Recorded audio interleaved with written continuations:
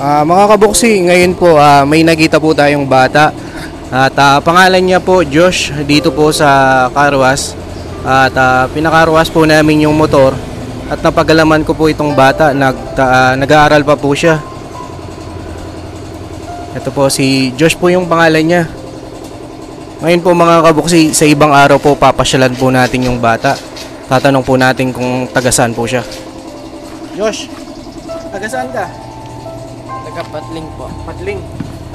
Malayo dito. Malayo. Anong baryo? Camino po. Ha? O'Donnell po. Sa O'Donnell. Pag ano, pasyalan ka namin, no? Sige. Puntang ka namin sa inyo, no? Sige po. Nag-aaral ka pa ngayon, di ba, Josh? Anong grade ka lang ngayon? Grade 10 po. Grade 10. Puntang ka namin sa inyo, no, Josh? Sige po. Sige, no? Yan po mga kabuksi. Papasyalan po natin si Josh sa ibang araw po.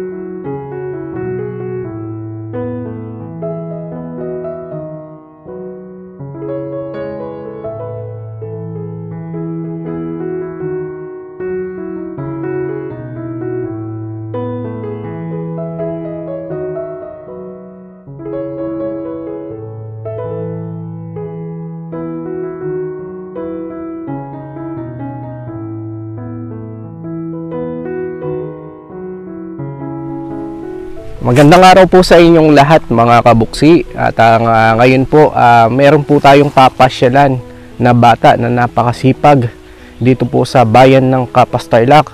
At pumunta po kami dito sa kabundukan, dito po sa Patling, para po pasyalan po yung bata na napakasipag at napakapursige sa kanyang pag-aaral. At ngayon po mga kabuksi, napagalaman ko po kasama niya ang kanyang tatay. Nagpapatubig po sila sa maisan. At ngayon po natsyempuhan po natin, nandun po sila sa maisan mga kabuksi. Tara po, pasyalan po natin yung bata at kumustahin po natin sila at alamin po natin ang kwento ng kanilang buhay.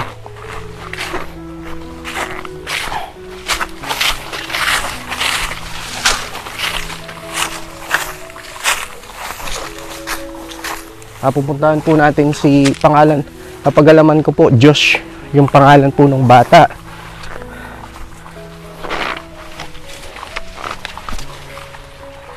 Hello po. Hello po. Hello Josh. Hello po tatay. Magandang araw po. Ano pong ginagawa niyo po ngayon? Nagpapatubig po sa mais. Josh, dito Josh. Ito po si Josh mga kabuksi. Ano pong ginagawa niyo po ngayon tatay? Papatubig po. Papatulong po kayo na papatubigan namin yung mais para yung may-ari, matutuwa yung may-ari. Nagkikipagtrabaho po. Trabaho lang kami rito. Sige po tatay, dito po tayo. Josh, dito. Dito tayo namin kayo. Dito tayo sa may lilim. Ito po si Josh. Trabaho lang.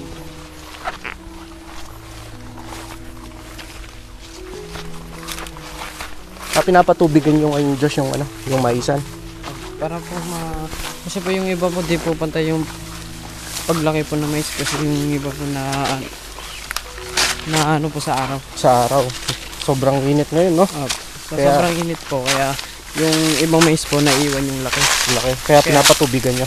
Para pumantay naman po. Magandang araw po. Magandang araw po. Hello Josh. Hello po. At ano pong pangalan nyo po? Jojo po. Si Tatay Jojo. Ilang taon na po kay Tatay Jojo? 44. Tatay Jo, si Josh po kasi nakita po namin na nagkakarwas po nung isang araw.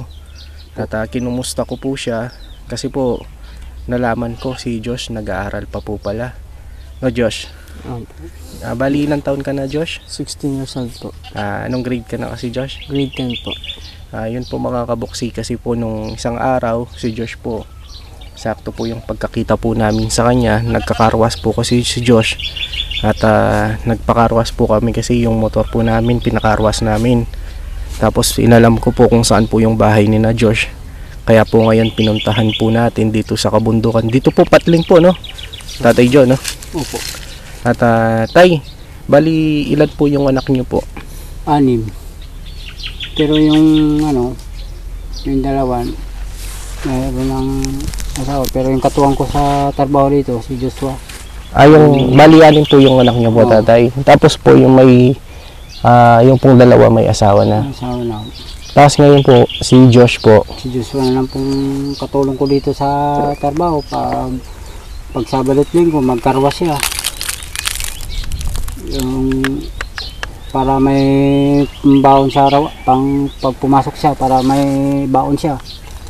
Kasi wala naman ako dito. Bulanan ako dito sa trabaho ko. Ang buwan ko dito, 3,000 lang. Pag dumating yung boss ko, saka ako bibigyan ng mga basto. Pero kung di dumating, ganito, buhay namin. Magtatanim ng mga gulay, pero pag tag-araw, di kami makapagtanim kasi wala kami sariling patubig. Kung hindi kami makahiram, wala kaming ididilig sa mga tanim namin. Kaya mahihiram pa kami. Bali Tatay Jo, ito pong bukid pong sinasaka nyo ngayon, nagkikipagtrabaho lang po kayo. Trabaho po kami. Magkano yung kinikita nyo, Tatay? Buwanan po kayo? Buwanan po kami dito. Magkano po yung pasahod? Minsan, dadagdagan ng boss ko. Magkano po yung binibigay na pasahod po sa inyo? Pasahod dito sa akin, minsan di paras-paras, bibigyan 3,000, 4,000, pagkano. Buwanan na po yung Tatay. O sabi ng boss namin, magtatanim ka ng gulay. Yung gulay na tinatanim namin, sarili na namin. Sabi niya. O kaya nagtatanim kami, di man kami makapagtanim pagka ganitong tag-init. Kasi Mainit po, no? mainit, natutuyot yung gulay. Pero Tatay Jo, ito pong palayan tsaka po yung maisan sa boss nyo po ito. Sa boss namin yan. Bali, yung ano nyo lang talaga buwanan. Oo. Tapos yung mga pananim na gulay, yun lang po yung sa inyo. Sarili na inan mo sa amin. Para daw mayroon kaming pang-araw-araw na abasto, pang gastos namin. Tay, ngayon po, si Josh po. Josh, ngayon Josh, buti kasama mo yung tatay mo ngayon. Kasi po nag-half day lang po ako sa trabaho kasi nga po tutulungan ko daw po siya magpatubig po. Magpatubig. Kaya nag-half day na lang po ako doon. Magkano yung, ano mo Josh, magkano yung kita mo sa pagkakarwas? Bali yung isang araw po sa car wash, 120 lang po. Pag half day po, 60 pesos lang. Buti Josh, naisipan mong pumasok sa pagkakarwas. Kinausap ko po kasi yung pinsan ko. Naghanap rin po kasi ako ng pangkuhan ko ng baon para di na po ako humingi ng pambaon sa mga magulang ko. Kasi nga po, yun nga lang po yung sahod niya po sa buwan. Bali, yung Kulang po. yung kinikita ng tatay mo hindi sapat, no? Oh, Kaya naisipan mo magtrabaho. para hindi na po ako makadagdag po sa ano nila. Josh, itong ginagawa mong pagkakarwas, ito sa pilitan ba o kusa mo itong ginagawa? Kusa ko po itong ginagawa. Bakit Hindi na po ako makaperwisyo sa akin. Bakit? Kaya gusto ko po makatulong. Bakit ganun na lang, Josh, yung pagpupursige mo na makatulong sa magulang mo? Gusto ko rin po kasi makapagtapos na pag-aaral. Hanggat makakaya ko po, tatapusin ko po. Para makatulong po ako balang araw sa magulang ko.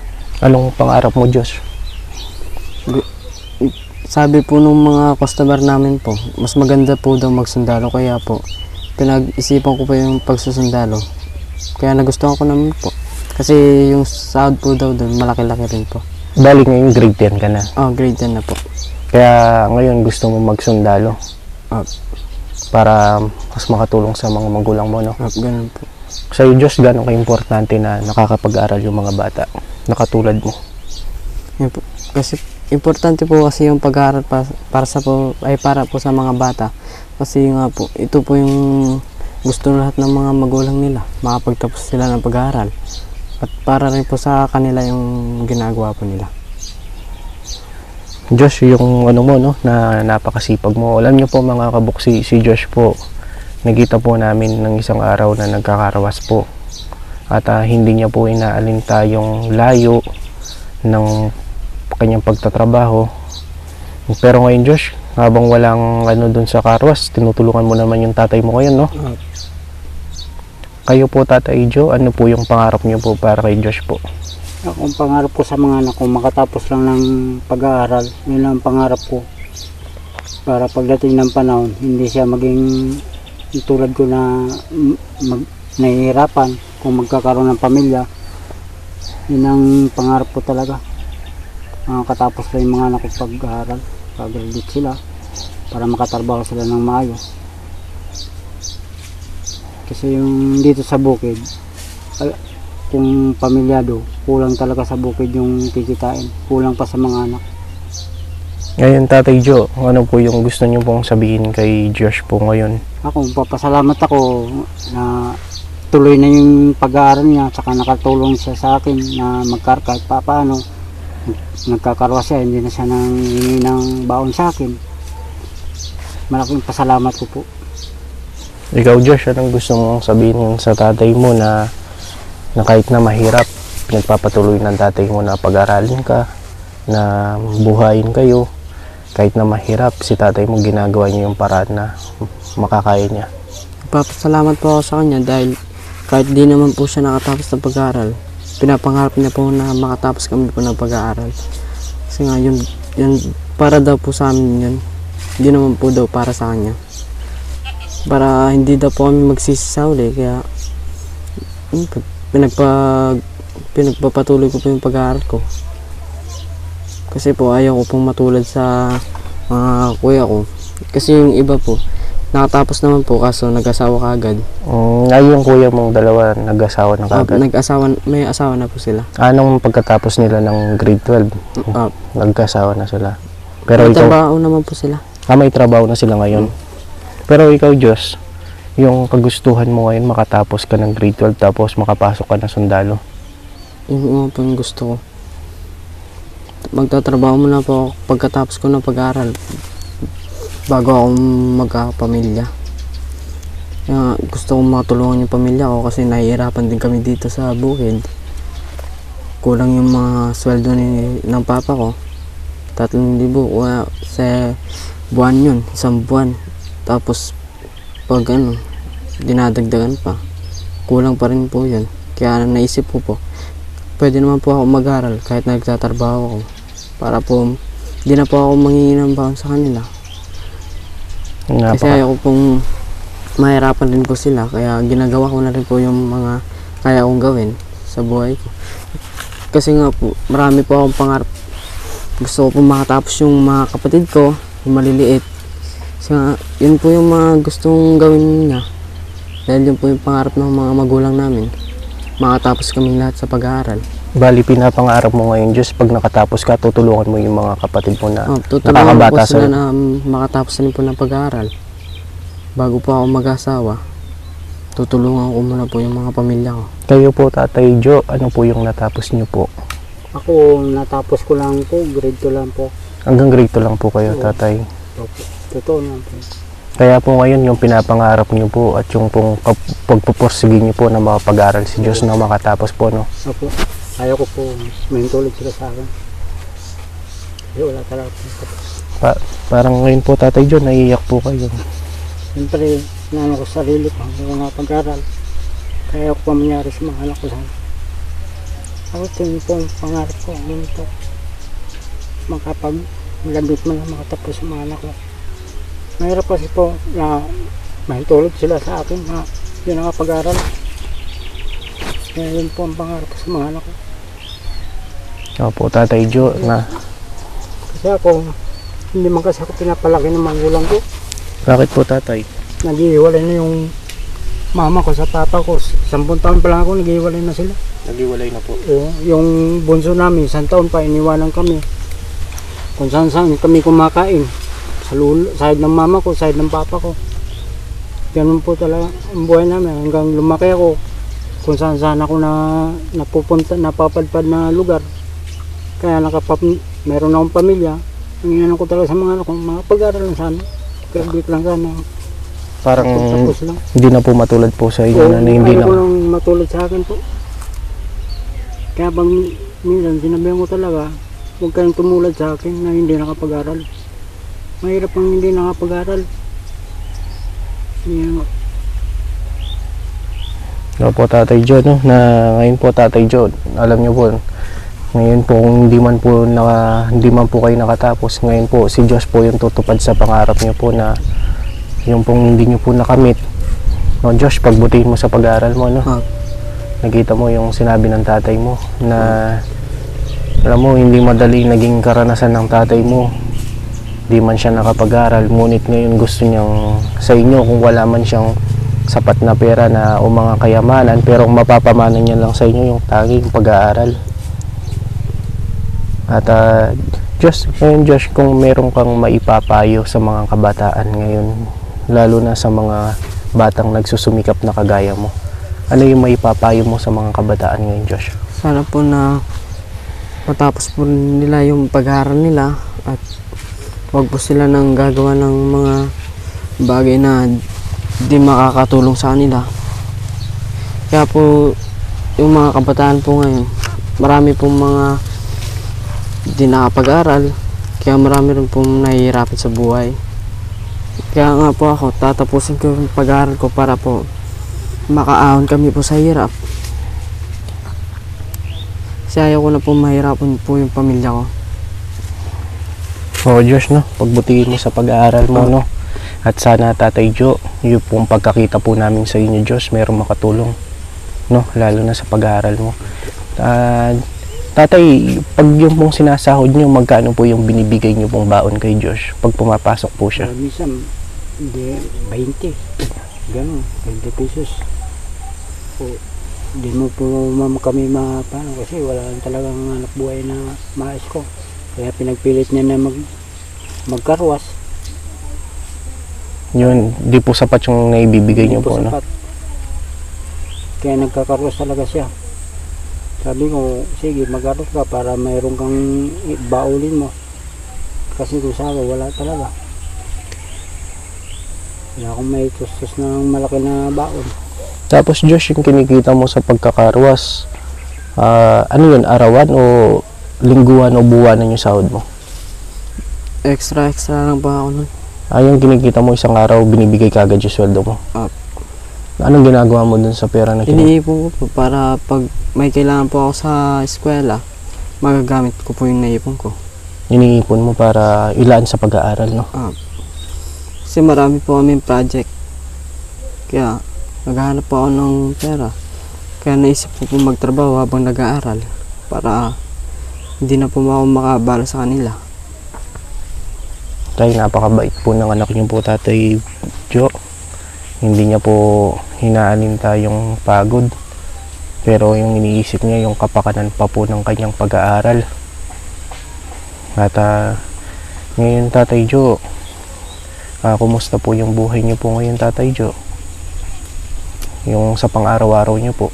Ito, pagka manarbis mo yung mga sitaw, tuwing 3 araw, mag-harvest mo, ititinda ng asawa ko bago yun, pambibili ng mga pang ano sa bahay, gamit. Gamit po. Yung pong binibenta niyong gulay, yung po yung binibili niyong pagkain. Binibili namin pagkain. At Tatay Joe, Josh, kaya napasyalan namin kayo. Talagang hinanap kita, Josh, para mapuntahan dito. Tatay, pinuntahan po talaga po namin si Joe para makumusta. At sakto po nakita po namin kayo, nandito po pala kayo sa bukid, nagpapaano po kayo ng at patubig diyan po sa maisan. At Tatay, kung may dala po kaming tulong po sa inyo para ibigay po, no Josh, no. Tay, may dala po kaming bigas at grocery, kukunin lang po namin, no.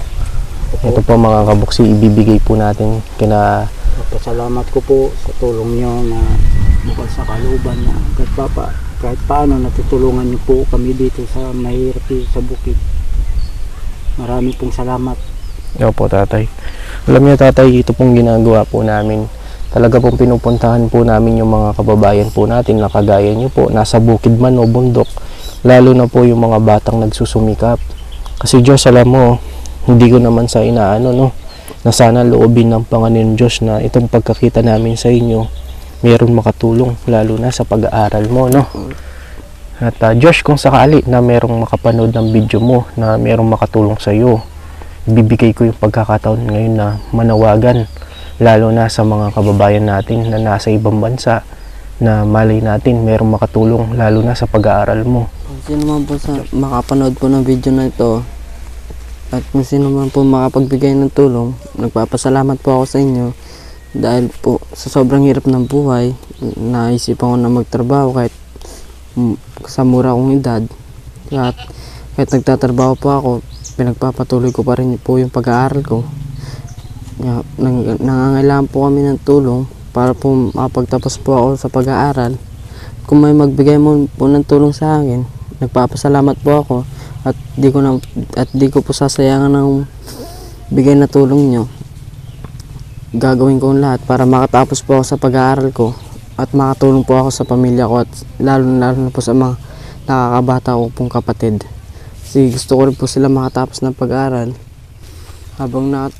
Pag nakatapos po ako, tutulungan ko po yung mga pamilya ko, yung kapatid ko, lalo na po yung bunso po, bata pa po, na pag nakapag-aral po siya, gusto ko po siya makatapos.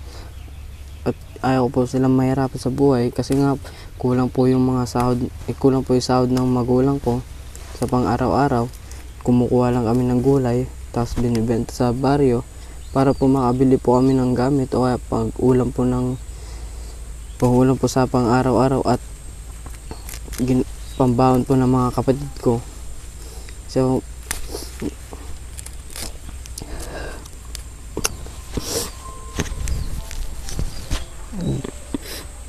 Josh, bakit ka naiyak kayong Josh? Kasi po nakikita po yung kahirapan ng buhay. Ayaw ko po na mahirapan yung pamilya ko at saka yung mga kapatid ko po sa buhay. Dahil nga po mahirap lang po kami. Kaya nagpupursige po ako. Kahit po nagtatrabaho ko, nag-aaral po ako para rin po sa kanila to. At para rin po sa akin. Dahil gusto ko nga po matapos pag-aaral, matulungan po sila.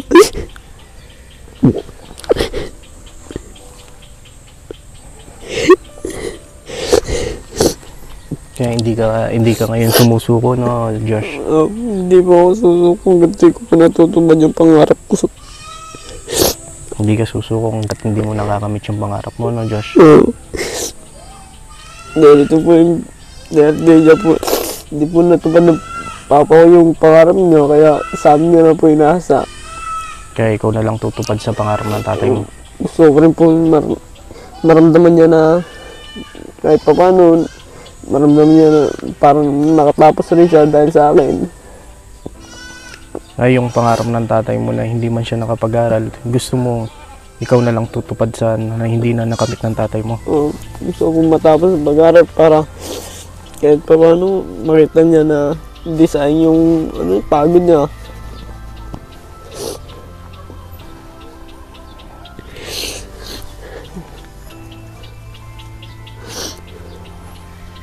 Mahal na mahal mo yung mga magulang mo, Josh? Mahal na mahal ko po sila, lalo na po yung mga kapatid ko.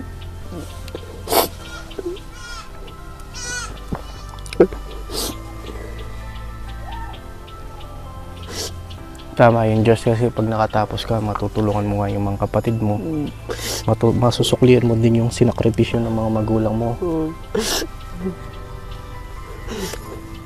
Kasi yung pagpapamilya, yung pag-aasawa, hindi madali. Pero pag nakatapos ka, nakapag-aaral ka. Wala pa po akong parang mag-asawa. Gusto ko lang po makatapos ako ng pag-aaral at matulungan ko po sila.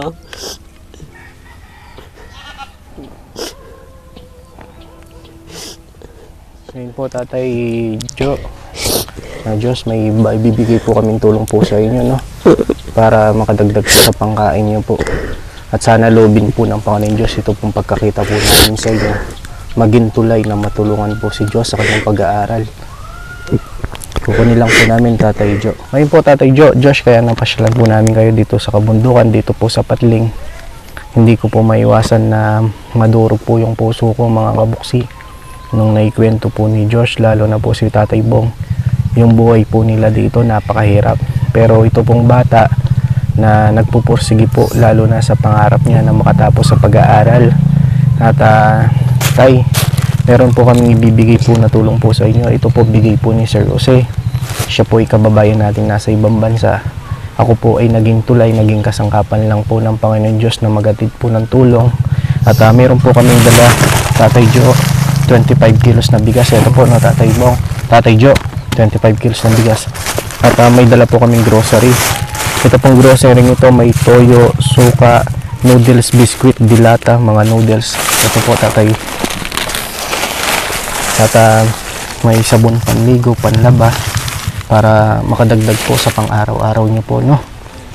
Ako po, nagpapasalamat po ako sa inyo, sir, na papaano na tuntun nyo kami dito sa bukid yung trabaho namin. Maraming pong salamat sa tulong nyo po sa amin.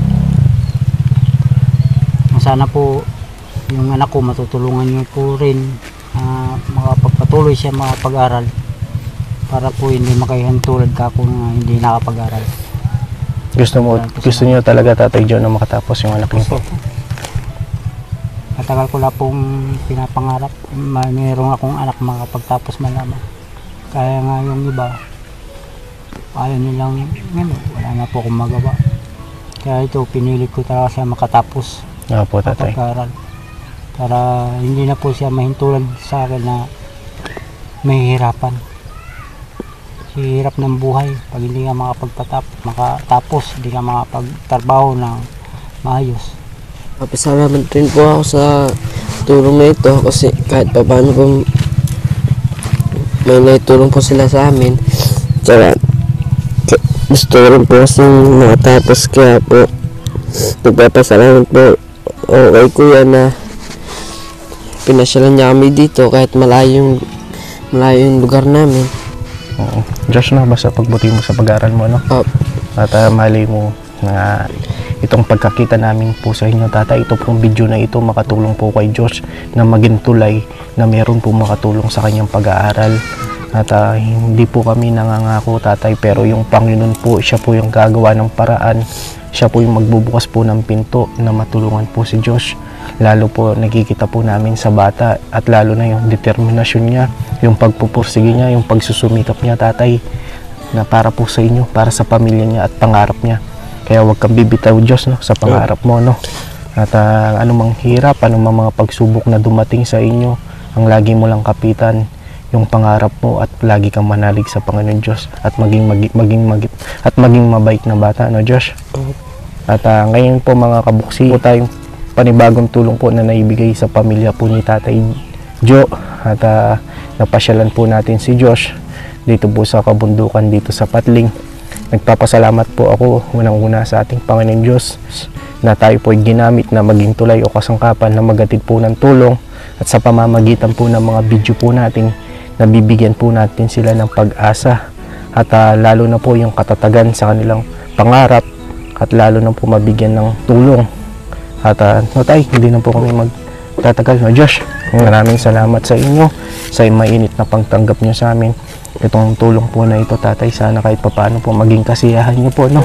Masaya po kami na natulungan nyo po sa kahirapan po namin sa bukid. Opo, ang importante, Tatay, mas sana meron pong makatulong lalo na sa pag-aaral po ni Josh, no? At yun lang po mga kabuksi, maraming salamat po sa inyong lahat at lagi po kayong maging at pagpalain po tayo ng Panginoon Diyos sa pagtulong po natin sa mga kababayan po nating mahirap at nangangailangan. Sige po, Tatay Jo. Sige, Josh, no? Sige po, bye-bye po. Bye-bye po, thank you po. Siya ang lagi niyong kasama, ang laging kaagapay at di ka iiwan. May Buksi TV na lagi kayong tutulungan at gamayan. May mabuting puso para sa ating kababayan, handang tumulong para sa inyo. Buksi TV, siya si Buksi TV, taga-Kapas, Tarlac na may mabuting puso, handa na tumulong sa nangangailangan sa kanyang mga kapwa at kahit sino. Dating tricycle driver at ngayon ay naging charity vlogger. Malapit ang puso sa senior citizen, may mga kapansanan na tutulungan niya rin, at mga bata